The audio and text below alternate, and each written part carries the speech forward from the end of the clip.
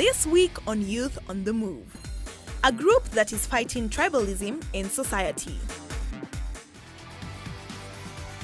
A key factor in any facet of life is proper leadership. Do you know the correlation between self-awareness and leadership? Find out up next. My name is Esther Mwaniki. I am the founder of Lapid Leaders Africa.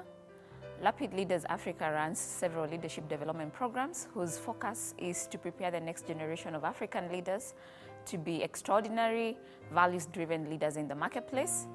One of the things that we focus on is around self-awareness, and that's what I want to talk about. I'm a firm believer that one of the distinguishing factors in any leader is a stronger sense of self-awareness. I think about two people when I think about self-awareness, and I think about them from the Bible's perspective. I think about Esau, and I think about David. Esau was a man who was very quick to sell his birthright to Jacob. And one of the questions that people don't ask often is, why was Esau more than willing to sell a birthright, which was going to impact the rest of his life? But the reason he was more than willing to sell his birthright is because he had no sense of the importance of this birthright. And that's what self-awareness is all about. If you don't know who you are and the things that are important in your life, you will constantly be selling things that are important and that can add value in the future that you're presenting.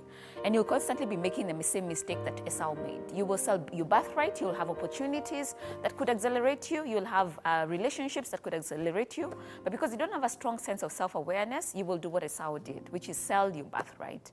The second person who comes to my mind is David. And David, on the other hand, had a strong sense of self-awareness. When you think about David and the moment that sort of set him up as a leader, is the moment when he encountered Goliath. And one of the things that happened around then was Saul asked David to wear an armor, which made a lot of sense. I mean, if you're going to go to battle to kill Goliath, the greatest warrior of the world, then you better be wearing an armor. But David tries it on and he realizes that that armor is not going to be enough and it's not what he's been prepared with. And he puts the armor aside and he takes the 5 stones and slings and goes to battle with them. And I think that's a strong sense of self-awareness. The question he answers is, what have I been prepared with? Well, the whole world may have been prepared with for battle or for leadership through wearing slings, having armors. For David, he'd been prepared by having gone through a journey of shepherding, and therefore stones and slings were his tools. And I think that's what self-awareness does. It helps you to understand, who am I? How has God prepared me for the journey ahead? And if you can answer those 2 questions, then you can do great things and you can be a leader. And that's the reason why we spend so much time within the program answering the question of who am I? Fighting tribalism may seem like an uphill task, but for this group of young people, they have broken societal barriers to promote cultural cohesion and fight tribalism. My names are Stephen Omondi Odur, aka Stevie God. I'm the founder of Vijana Bila Ukabila campaign initiative, which is a campaign initiative against tribalism, racism, nepotism, and all manners of social discrimination in Kenya and around the world. My name is Elvis Alfayo. I'm a member at VBU. I'm also a fashion stylist and a fashion blogger. My name is Kevin Bihakasi Airo, but people know me as Captain Kasi. I'm the vice chairman in Vijana Bila Ukabila, and also I'm the programs coordinator of the group. My name is Julie Chepkosgei Korir. I'm the secretary of the group. What birthed the beginning of this initiative was a call to action that the founder heeded too. Vijana Bila Ukabila came at a time when we can say a lot of youths, we have seen so many bad things that are happening in Kenya, so many vices like tribalism, corruption, and we were invited to attend the National Youth Summit at the KICC in 2013, and one of the things that came out was youths like to complain a lot. But they are, apart from complaining, there's nothing else they'll do. In fact, even if you tell them to do something, they'll not be able, they'll not do it. They'll say that is not their work. So we were asked, are you part of the solution or part of the complaint? You have said tribalism, corruption. What are you doing about tribalism as a youth? What are you doing about corruption as a youth? So that is the time when we sat down as young people, and we said let's be on the part of solution, not on the part of tribalism. And we came up with Vijana Bila Ukabila campaign initiative to lobby against tribalism in Kenya. After meeting Steve in 2013, I had passion in acting. And when I met him, he talked to me about the Vijana Bila Ukabila issue. And I felt interested in, because as for me, I love human dignity. I love when people live in peace. I joined the group way back in 2015, just through a friend. I had a friend who is one of us. So she told me about Vijana Bila Ukabila, and I, being a victim of tribalism, that is when I decided that I can do something. I joined because I wanted to use my platform to do something in the society. I saw that fashion can also be used to address issues that affect this and deal with challenges that affect the society. So last year August, I was planning an event, courtesy of Style with Alfie, but then I met Julie through Facebook. She approached me and she said that since we are doing almost the same thing, we should just partner, because at the end of the day we want to pass a message to the society. And I thought, yeah, that's a good thing. So we partnered and did the event last year in Uasin Gishu County. Then after that, I decided that henceforth, as an individual and as a blogger, I will work with Vijana Bila Ukabila in addressing this issue of peace. For Vijana Bila Ukabila, they have different arms that address issues affecting the society. When we started, we were using civic education as part of reaching out to young people and Kenyans at large, teaching them. But along the way, we realized that to deal with young people, we need to add something on it, because you cannot talk to them all day, all around, they'll be bored. So we came up with a segment of music, and to be specific, it is patriotic music, peace music. We don't do any other music apart from patriotic peace music.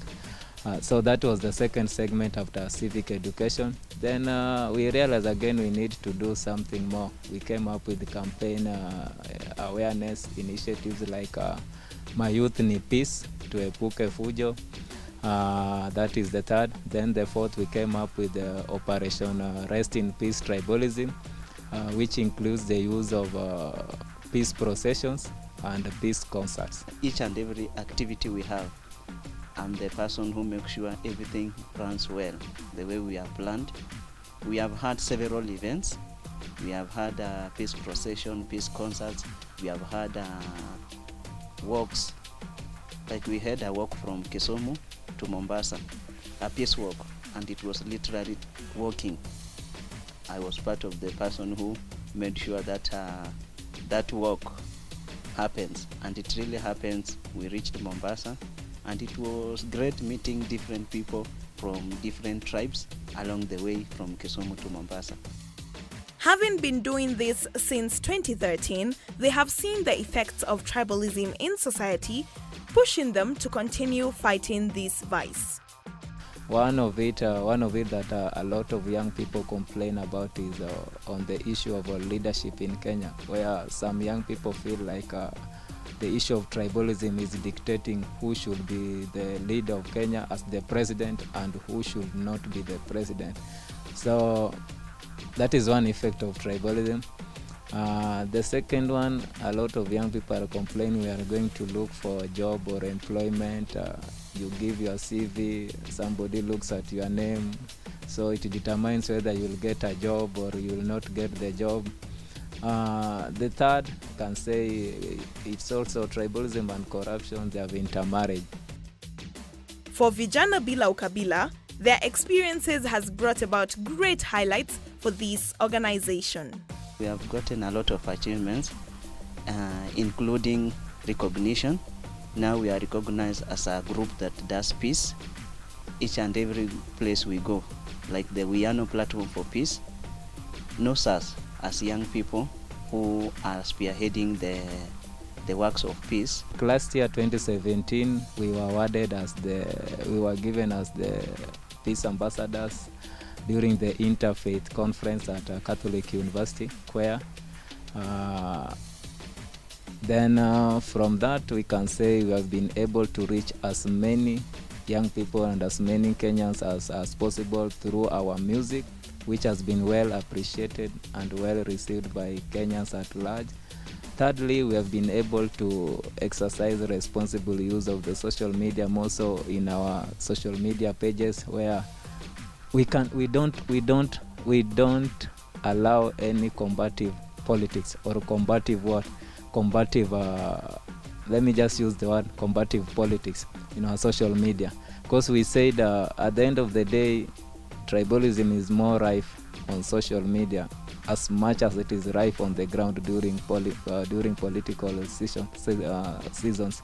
I was able to do something in Eldoret, because most of the time I used to travel to Nairobi and do the work. Maybe most of the things that we do as a group, we do it in Nairobi because this is where we are based at. But at the end of the day, I said charity begins at home.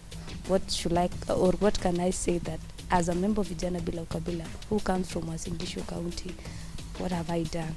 So last year in 2017, before the 8th elections, I was among the people who organized a peace event in Eldoret town, which was a peace event for the major people who organized this at our group.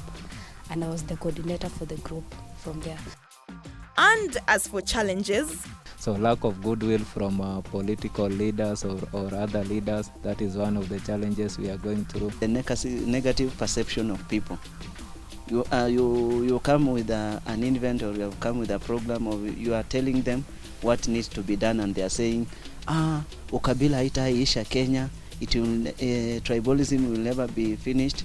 And we are bringing a positive effect, telling them that this thing can end if we put an initiative to make sure that we provide the solution. As members of this initiative, they are passionate about encouraging the youth to do what they can with what they have in their hands. Anything we do doesn't require money. That's one thing people should understand. The little works we do, the little way, like giving back to the community at home. When you just tell her, maybe you realize you have seen someone who is talking about tribalism or condemning another tribe because he or she doesn't belong to that tribe, and you just go an extra mile, just tell them the importance of how to appreciate another person. That doesn't require money, it just requires your brain. And then at the end of the day, peace doesn't require any papers. It doesn't require an education, it doesn't require a master's or a degree or a diploma to pursue it. It's just a matter of passion. You can do something with what you have, where you are, regardless of who you are. If you set your mind on something, you can do it. I think what we have been told and we have come to believe is that you must have money for you to do something at the end of the day. It is true you need money for you to succeed. But again, it is not true that you need money for you to start. Whatever you want to do, start it from where you are with the little you have. Money never starts an idea, it is an idea that starts the money. Vijana Bila Ukabila are passionate about promoting peace and fighting tribalism, and this has been a driving factor to what they do. Kenya is for all of us. And the beauty of Kenya is because of the different tribes and the different cultures that we have. If we can remove the 43 tribes and Kenya remains with one tribe, that is when that tribe that will remain will know the importance of the other 43 tribes. So everyone needs one another. Like in your hand, every finger needs the other finger. In your body, every part of your body needs the other part of the body. So in Kenya, every tribe needs the other tribe. And that is the beauty of Kenya. Not all people believe what youth do. Some of them believe that they are just there looking for money. But I just want to say thank you to those people who have held our hands. And to any youth outside there, I just want to tell them Kenya is not worth dying for. It is worth living for. I always believe that you can do something wherever you are, wherever you are. And if you believe in yourself, you can go for it, It's not easy. Nobody says it's easy. If it was easy, nobody could be working hard. So you just have to wake up, freshen up, and go for it. And try as much as possible to give back to the society in every way you can, because charity begins at home. I want just to urge the people of Kenya that if you went to school, if you call yourself a professor, you call yourself a doctor, you call yourself a learned person, an elite, and you don't offer solution to humanity, you are worse than a grave. You should go out there and offer solution. You'll be like the hummingbird. You do what you can and leave the rest to God.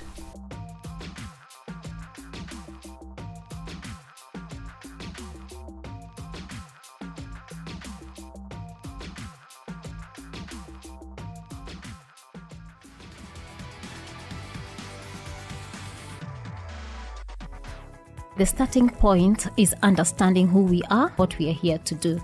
Because if you don't know what you're here to do in the first place, then how would you even unlock what it is that you carry?